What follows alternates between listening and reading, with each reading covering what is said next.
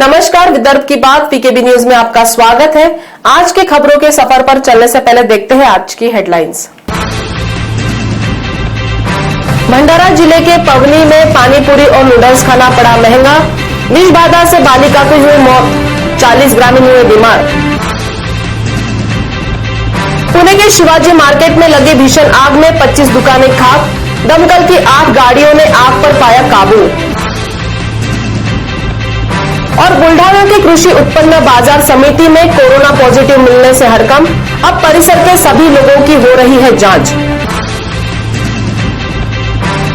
और अब खबरें विस्तार से। भंडारा जिले की पवनी तहसील में पानीपुरी और नूडल्स खाने के बाद करीब 30 से 40 लोगों को विष बाधा हो गई, जबकि एक बालिका ने दम तोड़ दिया है। पवनी तहसील के भेंडारा गांव में साप्ताहिक बाजार के दौरान पानीपुरी और नूडल्स की दुकानें लगी थी। आशंका है कि इन दुकानों से ही हानिकारक खाद्य पदार्थ ग्रामीणों को दिया गया होगा। भंडारा जिले की पवनी तहसील अंतर्गत भेंडाला गांव में साप्ताहिक बाजार के दिन पानीपुरी और नूडल्स खाने के बाद हुए फूड पॉइजनिंग के कारण गांव के करीब 30 से 40 लोगों की तबीयत बिगड़ गई, जबकि इन्हीं लोगों में शामिल 12 वर्षीय ज्ञानेश्वरी सतीबावने नामक बालिका ने दम तोड़ दिया। भेंडाला गांव में रविवार को साप्ताहिक बाजार लगता है। हमेशा की तरह यहां पानीपुरी और नूडल्स बेचने वालों की दुकानें लगी हुई थी। इसी दौरान रामदास सतीबावने के परिवार ने भी पानीपुरी व नूडल्स का स्वाद लिया था, लेकिन रात से ही सतीबावने परिवार की तबीयत बिगड़नी शुरू हो गई थी। सोमवार को सुबह से लगातार उल्टी, दस्त होने के चलते 12 वर्षीय ज्ञानेश्वरी ने कुछ नहीं खाया था। मंगलवार को जब उसकी हालत बेहद नाजुक हो गई थी तो उसे पवनी के अस्पताल में ले जाया जा रहा था। इसी दौरान उसने दम तोड़ दिया। कशामुळे झालं असं? केव्हा खाल्ली तुला?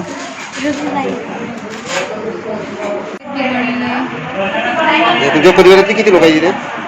मी एक आहे आणि ती माझ्या मामाची मुलगी पण आहे। पुणे शहर के शिवाजी मार्केट में आग लगने से करीब 25 दुकानें जलकर खाक हो जाने की खबर है। आग बुझाने के लिए दमकल की 8 गाड़ियां पहुंची थी। आग में कोई हताहत नहीं हुआ है। पुणे शहर के कैंप इलाके में आज सुबह उस समय भगदड़ मच गई जब यहाँ के शिवाजी मार्केट में अचानक आग की लपटें उठने लगी। आग लगने की सूचना मिलते ही दमकल की 8 गाड़ियां मौके पर पहुंच गई थी, लेकिन तब तक मार्केट की 25 दुकानें आग की भेंट चढ़ चुकी थी। इस हादसे में कोई हताहत नहीं हुआ है। बुल्ढाना की कृषि उत्पन्न बाजार समिति परिसर में कोरोना पॉजिटिव पाए जाने से हड़कंप मच गया। स्वास्थ्य विभाग की टीम ने परिसर के हमाल और व्यापारियों का कोरोना परीक्षण शुरू कर दिया है। बुल्ढाना की कृषि उत्पन्न बाजार समिति में काम करने वाले हमाल और व्यापारियों के बीच कोरोना पॉजिटिव मरीज पाए जाने से हड़कंप मच गया है। जानकारी मिलते ही शासकीय सामान्य अस्पताल की टीम यहां पहुंची। इस टीम ने बाजार समिति में रोजाना काम करने के लिए आने वालों की कोरोना जांच का अभियान शुरू कर दिया। इस जांच की रिपोर्ट आने के बाद ही पता चलेगा कि बुल्ढाना एपीएमसी में कितने पॉजिटिव पाए गए हैं। नाग विदर्भ चेंबर ऑफ कॉमर्स के प्रेसिडेंट अश्विन मेहड़िया ने लॉकडाउन के औचित्य पर लगाया प्रश्न चिन्ह। कहा, क्या व्यापारियों की दुकानें बंद कर देने से समाप्त हो जाएगा कोरोना? विदर्भ के तमाम बड़े व्यापारी संगठनों की अगुवाई करने वाले नाग विदर्भ चेंबर ऑफ कॉमर्स के प्रेसिडेंट अश्विन मेहड़िया ने लॉकडाउन की प्रासंगिकता पर ही सवाल खड़ा कर दिया है। उन्होंने कहा कि लॉकडाउन की हमें तब जरूरत थी जब हमारे पास संसाधन नहीं थे। आज हमारे पास कोरोना से लड़ने के तमाम साधन हैं। उन्होंने स्वास्थ्य मंत्री राजेश टोपे के वक्तव्यों को सामने रखते हुए कहा कि वे भी कहते हैं कि फिलहाल लॉकडाउन की जरूरत नहीं है। इसके बावजूद क्या व्यापारियों की दुकानें बंद करने से कोरोना समाप्त हो जाएगा? नमस्कार दोस्तों, मैं Ashwin Prakash Mehadia, president Nag Vidarbha chamber of commerce Nagpur. दोस्तों, 15 मार्च से लेकर 21 मार्च तक नागपुर शहर में संपूर्णतः लॉकडाउन लगाया गया। कल हमने 15 मार्च को पहला दिन था, ये देखा है कि शहर में काफ़ी आवागमन हो रहा था। लोग इधर से उधर जा रहे थे, अपने मित्रों रिश्तेदारों से मिल रहे थे, एक दूसरे के घर में जा रहे थे। मेरे ख्याल से इससे ज़्यादा कोरोना फैलेगा क्योंकि ये क्लोज कांटेक्ट हो रहा है लोगों का। क्या हमारी दुकानें बंद करने से ही कोरोना ख़त्म हो जाएगा? लॉकडाउन की हमें कब ज़रूरत थी? लॉकडाउन की हमें जब ज़रूरत थी जब हमारे पास मेडिकल फैसिलिटीज़ नहीं थी, हमारे पास हॉस्पिटल्स एस्टेब्लिश्ड में नहीं थे, हमारे डॉक्टर्स, फ्रंटलाइन वर्कर्स कोरोना के पेशेंट को ट्रीट करना नहीं चाह रहे थे, हमारे पास उसका इलाज नहीं था। आज तो हमारे पास सब कुछ है, नंबर्स जरूर बढ़ रहे हैं, आज भी मैंने पेपर में माननीय आरोग्य मंत्री राजेश टोपे जी का स्टेटमेंट पढ़ा है कि इसमें 80% पेशेंट्स जो सिम्टोमेटिक नहीं है ऐसे है, इसके लिए लॉकडाउन करने की कोई ज़रूरत नहीं। मैं हमारे सभी शासन प्रशासन में बैठे हुए लोगों से निवेदन करना चाहता हूँ कि कृपा करके ये लॉकडाउन इमीडिएट समाप्त करें। हो सके तो आज 16 तारीख को इसको समाप्त करके नई अपने सुचारू रूप से व्यापार करने की परमिशन दे। मैं सभी व्यापारी भाइयों और आम जनता से भी निवेदन करना चाहता हूं कि जब भी ये लॉकडाउन खत्म होगा हम कोरोना नियमों का पालन करें अपनी दुकानों में, अपने दिनचर्या में, अपने व्यवहार में। धन्यवाद। नागपुर की बदनाम बस्ती में नागपुर पुलिस की छापामार कार्रवाई ने सुलझाया 3 बहनों के अपहरण का मामला। मध्य प्रदेश के देवास से 6 वर्ष पहले किडनैप हुई 3 बहनों में से एक को गंगा जमुना में बेच दिया गया था। महाराष्ट्र और मध्य प्रदेश की पुलिस ने आपस में समन्वय साधते हुए देह व्यवसाय पर छापामार कार्रवाई की जानकारी साझा की तो 3 बहनों के अपहरण की गुत्थी ही सुलझ गई। वर्ष 2014 में मध्य प्रदेश के देवास से 3 लड़कियों का अपहरण किया गया था। इनमें से एक लड़की राजस्थान के भिलवाड़ा में तो दूसरी 13 वर्षीय बालिका गंगा जमुना परिसर में देह दलालों के चंगुल से बरामद की गई है। लकड़गंज पुलिस ने आरोपियों को गिरफ्तार कर अपहरण करने वाले गिरोह का पता लगा रही है। 12 मार्च 21 रोजी आम्हाला माहिती मिळाली की लकड़गंज हद्दीत काही इसम अल्पवयीन मुलींकडून अवैध व्यवसाय करून घेत आहेत। अशा मिळालेल्या माहितीवरून आम्ही आमचा पोलीस स्टाफ NGOज फ्रीडम फाउंड यांच्या मदतीने त्या ठिकाणी जाऊन छापा घातला असता एक अल्पवयीन मुलगी मिळून आली। तिला त्यावेळेस तिचं वय विचारले असता तिने ते मेजर असल्याचे सांगितले आणि नाव सुद्धा सांगितले होते, ते सुद्धा खोटं सांगितलं। त्याच वेळेस त्याच तारखेला मध्य प्रदेश देवास येथील टीम सुद्धा भिलवाड़ा राजस्थान येथे जाऊन छापेमारी केली त्यांच्या एका गुन्ह्यात। तिथे सुद्धा त्यांना एक मुलगी मिळून आली। त्यांनी फोनद्वारे आम्हाला कळवलं की या ठिकाणी रेड झाली, या मुलीचे नाव कन्फर्म करावे।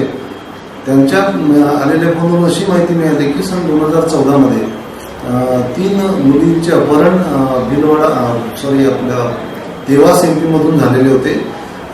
त्यामध्ये त्या 3 मुली त्यावेळेस पासून बेपत्ता होत्या आणि मिळून येत होत्या।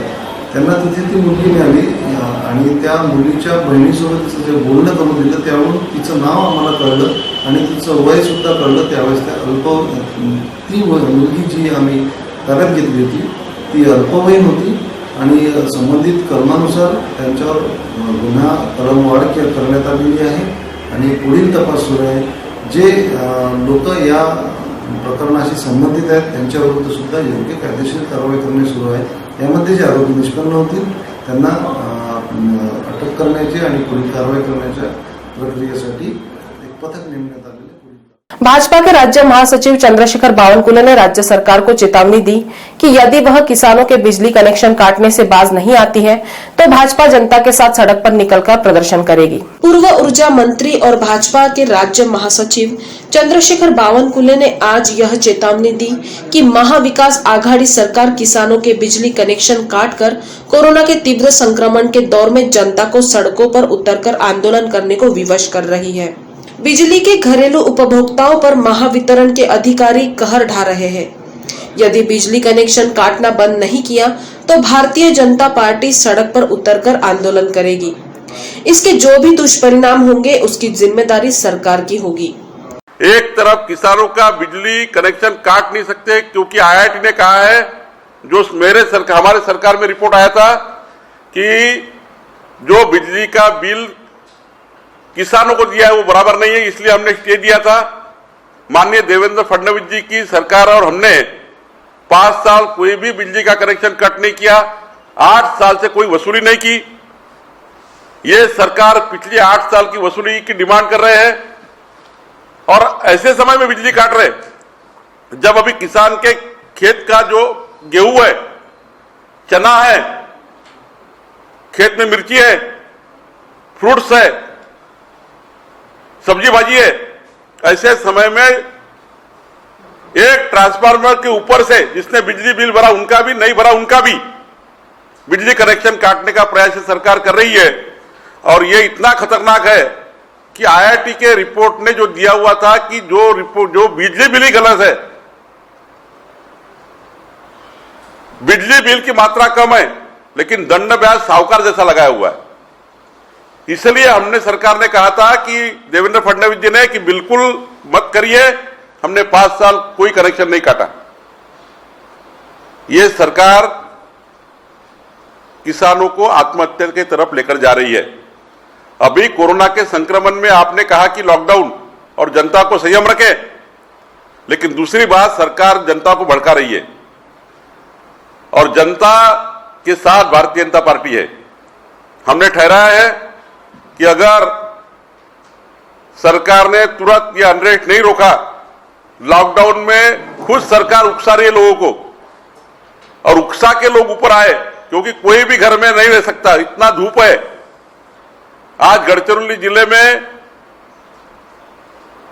एक गांव की पूरी बिजली ट्रांसफार्मर से बंद कर दी गई और ऐसे में एक बार घरगुती की पूरी बिजली बंद कर रहे, दूसरा किसानों की बिजली बंद कर रहे और तीसरा एक महावितरण कंपनी ने एक ऑडियो क्लिप दी है। उस ऑडियो क्लिप में देखेंगे तो ग्राहकों का किस प्रकार से अपमान किया गया, ग्राहकों का इस प्रकार से अपमान किया गया, उनका किचन निकाला, उनका बाथरूम निकाला, उनका टीवी निकाला, उनका फ्रिज निकाला। कोई अधिकार नहीं है। एक तरफ बिजली कनेक्शन काट रहे, दूसरी तरफ ग्राहकों को उनके मन में एक असंतोष फैलाने के लिए इस प्रकार की क्लिप तैयार करना। जिस अधिकारी ने क्लिप तैयार की होगी, जिस व्यक्ति ने की होगी, उसके ऊपर कार्रवाई होनी चाहिए। ये ग्राहकों का अपमान है।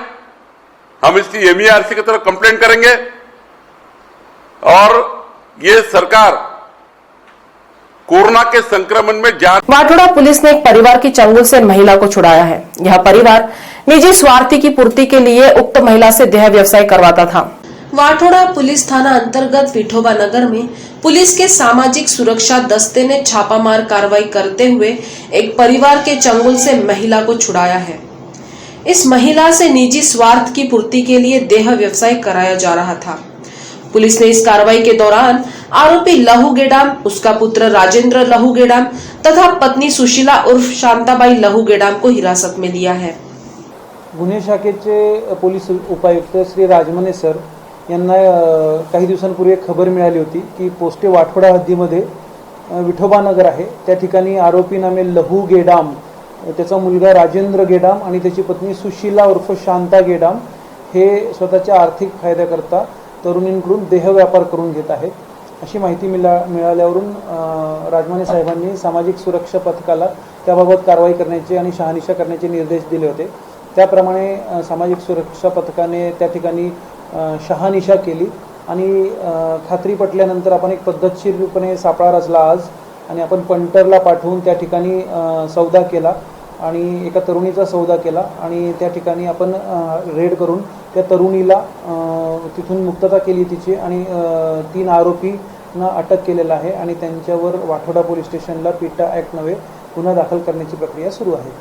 बरोबर आहे। आरोपी नामे शांता उर्फ सुशीला गेडाम हिच्यावर याच पिटा कायद्यान्वये सक्करदरा आणि नंदनवन पोलीस स्टेशनला देखील गुन्हे यापूर्वी दाखल आहेत। शिक्षकों को आधी तनख्वाह देने वाले निजी स्कूलों द्वारा पालकों से पूरी फीस वसूले जाने के खिलाफ वंचित बहुजन आघाड़ी ने चंद्रपुर में धरना आंदोलन किया। आघाड़ी के नेता राजू झोड़े के नेतृत्व में पालकों ने तहसील कार्यालय के बाहर प्रदर्शन करते हुए नारेबाजी की। कोरोना संक्रमण के चलते चंद्रपुर जिले की निजी शालाओं में शिक्षिकाओं को आधी तनख्वाह दी जा रही है, लेकिन यही स्कूल पालकों से बच्चों की पूरी फीस वसूल कर रहे हैं। जो लोग पूरी फीस जमा नहीं कर रहे हैं, उनके बच्चों को परीक्षा से वंचित कर देने की धमकी दी जा रही है। स्कूलों की इस दोहरी नीति के खिलाफ वंचित बहुजन आघाड़ी के नेता राजू झोड़े के नेतृत्व में पालकों ने तहसील कार्यालय के बाहर प्रदर्शन करते हुए नारेबाजी की। कोरोना महामारी पिछले साल से शुरू हुई और अभी भी चरम सीमा पे है। लोगों के रोजी रोटी का और लोगों के हाथ को काम अभी भी नहीं मिला। लोग इस कठिन परिस्थिति में आज अपना जीवन यापन करने के लिए बहुत ही कश्मकश में है, लेकिन प्राइवेट कॉन्वेंट्स के माध्यम से जो पेरेंट्स है, पालक है, उनको पूरी फीस दी जाए, ऐसा तकाजा पूरे कॉन्वेंट के माध्यम से, कॉन्वेंट के मालक के माध्यम से पालकों पे और विद्यार्थियों के ऊपर मानसिक और आर्थिक बोझ डालने का प्रयास निजी शिक्षा व्यवस्था कर रही है।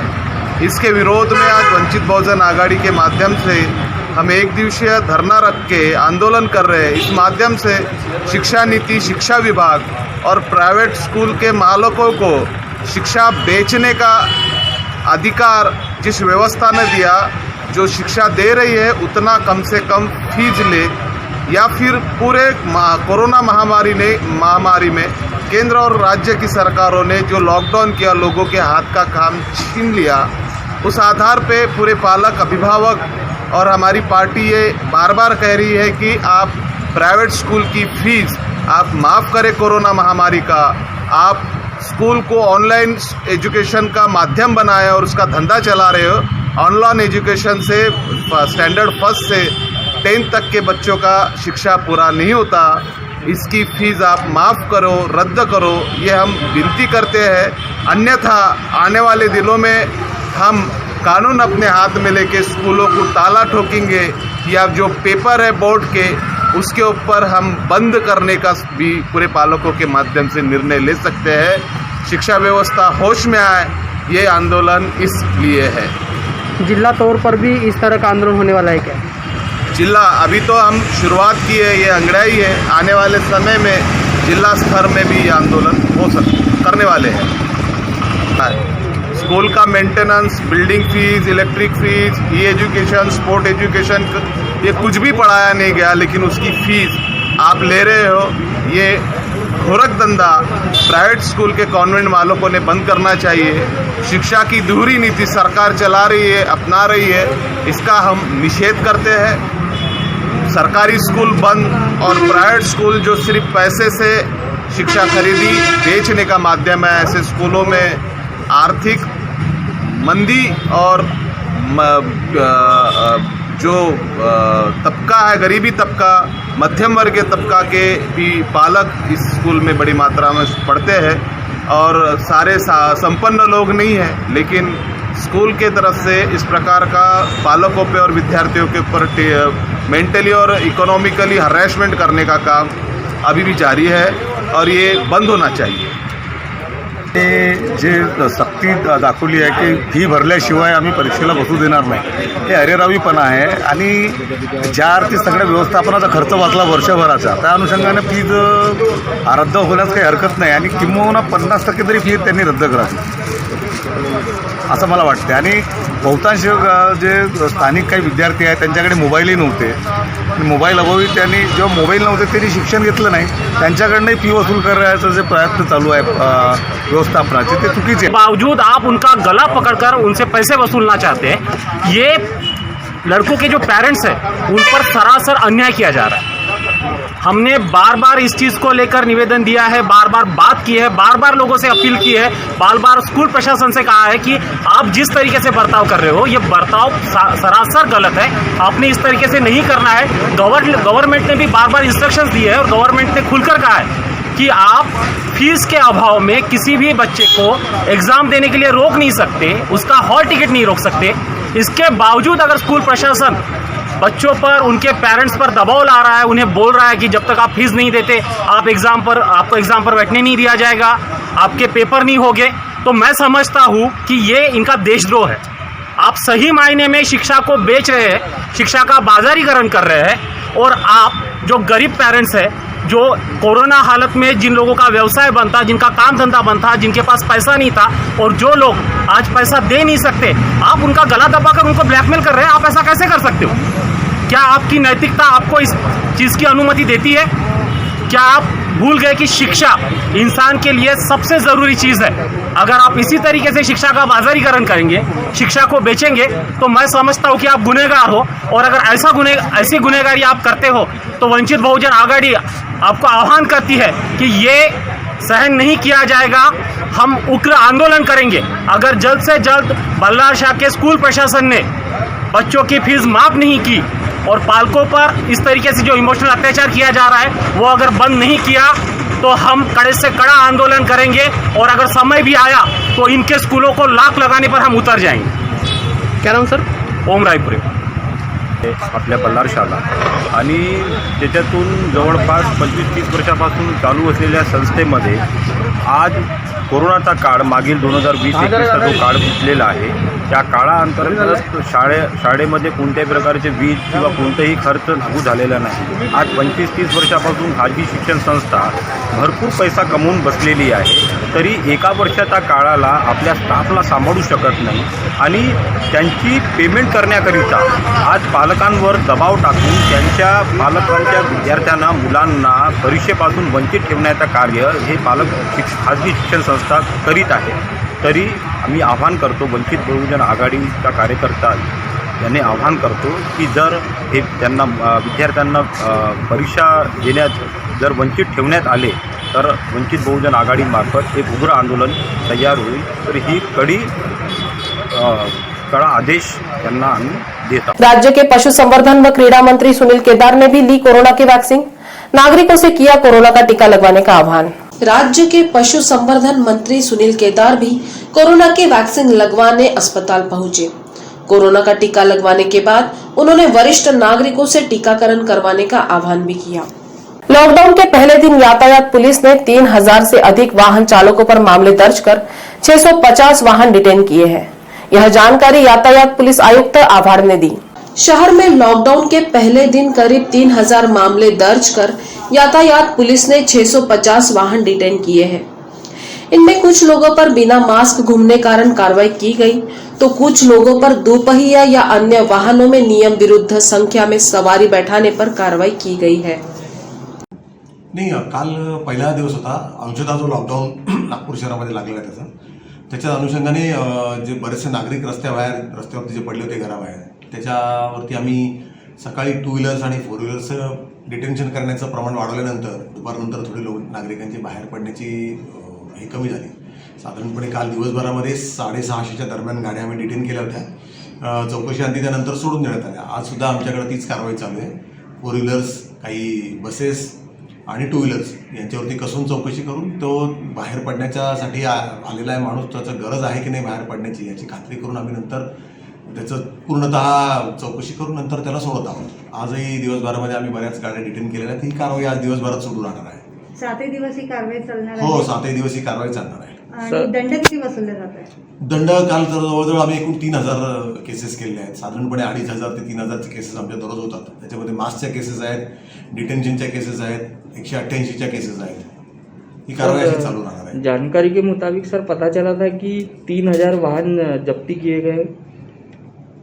नाही, तुम्ही काही सांगाल ना, 10,000 3,000 मला मी सांगितलं तुम्हाला आकडा आता. तर पहिल्या दिवशी किती दंड जमा झाला? म्हणजे दंडाची आकडा आता माझ्याकडे नाही. 3000 केसेस झाल्या. मनपा परिवहन समिति सभापति बाल्या बोरकर की उपस्थिति में परिवहन समिति व्यवस्थापक राजेंद्र भेलावे ने 245 करोड़ की अपेक्षित आय का बजट प्रस्तुत किया है. तो खबरों के सफर में आज इतना ही. आपसे फिर मुलाकात होगी, तब तक बने रहिए वीकेवी न्यूज के साथ. नमस्कार.